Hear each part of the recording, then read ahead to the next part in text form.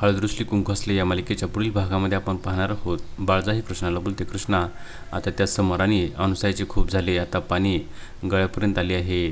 आणि तेव्हा कृष्णा ही बाळजाला उत्तर देते, बाळजाबाई पाणी हे नाकातोंडापर्यंत येण्याच्या अगोदर मी आढळरावांच्या समोर आणि अनुसयाचा खरा चेहरा आणल्याशिवाय स्वस्थ बसणार नाही. काही जरी झाले तरी मी आपल्या घराला कोणाचीही नजर लागू देणार नाही. आता मी समोर आणि अनुसयाचा खरा चेहरा सर्वांच्या समोर आणल्याशिवाय स्वस्थ बसणार नाही. त्यानंतर आपण पाहतो सर्वजण हे एक प्लॅन आखतात आणि त्यानुसार आढळरावच्या बेडवर उशा ठेवून त्या ठिकाणी पांघरून घालण्यात आलेले असते. आणि त्या ठिकाणी रात्रीच्या वेळी अनुसया येते आणि ती आपल्या जवळचा सुरा काढते आणि ती बोलते, आढळराव आता तुझा खेळ संपला असे बोलून ती त्या उशीवर चाकूने वार करते.